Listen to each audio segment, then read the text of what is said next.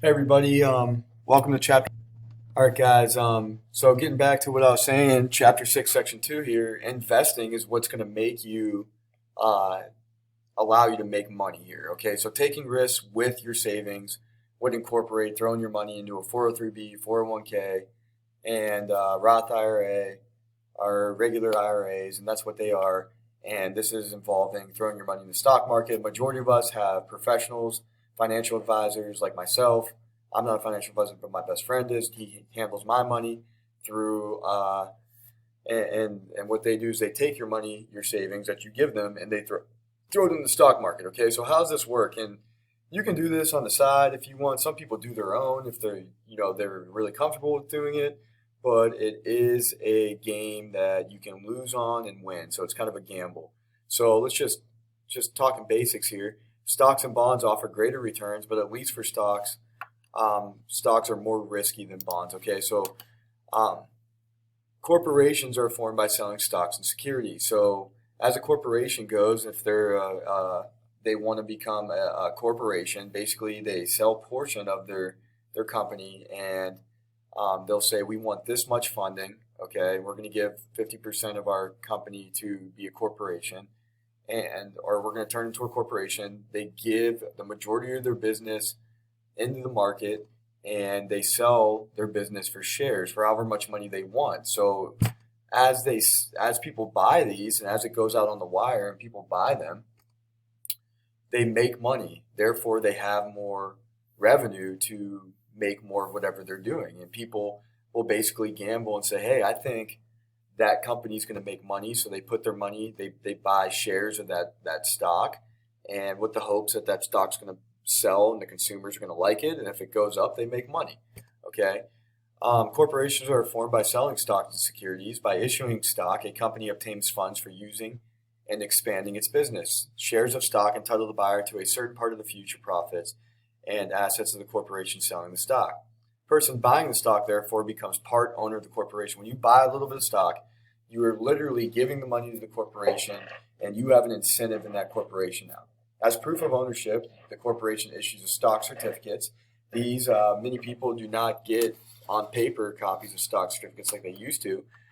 This will come through an email now if you buy it online through like E-Trade or a trading website, which many of them have. Now, there's two different types of profits or losses that you will make, and the stockholders or owners of stock benefit stock in two ways. One of them is through dividends, and dividends is when you make a profit on the stock.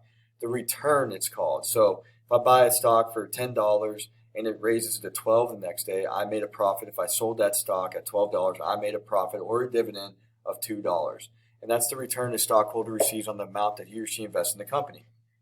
Dividends is the company may declare a dividend at any time during the year. Dividends are typically paid when the company makes a profit. Okay. And these are known as stock returns. By selling the stock, okay, you can sell that dividend and you can get a stock return. So this is the second way that you would make money off it. By selling stock more than what they paid for it, people get a stock return. Some people buy stocks just to speculate, hoping the price will increase greatly so they can sell it at a profit. All right. Suppose a person buys stock at $20 a share and sells it for 30. The profit of $10 per share is the dividend, okay, or the stock return, or another word for it is the capital gain they made on the stock is $10 per share. A capital loss is if you bought it for $20 and the stock fell to $10, then that would be that. Less risky than stocks, okay, is called a bond. A bond is a certificate issued by a company or government in exchange for borrowed funds. It promises to pay a stated rate of interest over a stated time period and then to repay the borrowed amount in full at the end of the time. So basically, World War II, they were selling bonds and stamps. Okay, they were called war bonds, and basically you could get governmental bonds. Companies sell bonds, the government sells bonds, a whole lot of different people sell bonds. You can buy them, and say you buy a bond for $10, and in 5 years that bond will grow to 100 or $50. So 10 for 50 sounds like a good deal for me. I got a ton of money. I'm going to just throw it in the bonds, and I'm going to get this back after 5 years now, okay? And I'm going to make a profit off of it.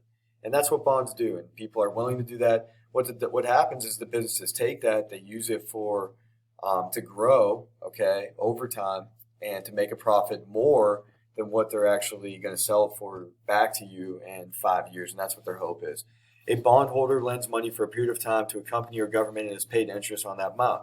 So sometimes companies will give bonds out at good rates if they're going to build a new site or do different things like that, and people take advantage and they'll actually give to the company through bonds with the help that that company, that the company hopes that they can make more later. So there is a lot of other different types of bonds that you can go into. One of them is a tax exempt bond, and local and state governments, they sell tax exempt bonds. So if you don't want to be taxed on your money or your savings, like if you go into a Roth 403b Roth IRA, that means your money is pre-taxed.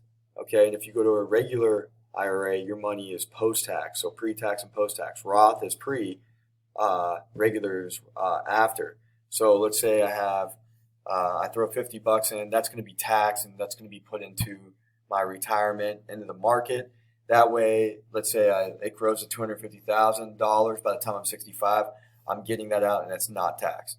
On the other hand, okay, a regular IRA and retirement account is post-tax. So you throw it in, there's gonna be more money in there, $50 non-tax. It's gonna grow to $300,000, but it's gonna be taxed in a lump sum at the end when you go to withdraw it. Okay, so that's the difference between a Roth and a regular IRA.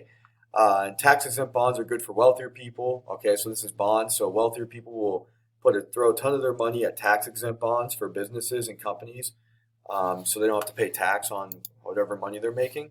And then there's savings bonds. They range in value from $50,000 to $10,000. Earn interest, and saving bonds are attractive because the interest earned is not taxed until the bond is turned in for cash. In a U.S. savings bond, you purchase the bond for half of its face value, you pay $25, and you earn $50 in that bond. When the bond gets its maturity of $50, you can take out, and you're guaranteed that money. All right, guys, so we went over a couple of different things today. We went over tax-exempt bonds, regular bonds, capital gains and losses, stock returns, dividends, corporations, stock certificates, stocks and bonds, and then savings. Remember, we talked about these. FDI insures everything. Maturity on a time deposits are CDs, certificates of deposits. MMDAs are a different type of savings account, and we have regular savings accounts. So we talked about you're not going to make a lot of money on these. It's low risk. You're not going to make a lot of money. Low risk are bonds. Higher risk are stocks. Okay, there are lower risk stocks and there are higher risk stocks. Okay, and you have to keep those in mind. We have bonds. We have tax exempt bonds. We have maturity. We have a different things. Savings bonds. You earn half the face value back. Okay, so a bunch of different things. Tomorrow we're going to get into Chapter 2, Section 2, and talk a little bit more about the stock market. So stay tuned, guys. Have a nice day.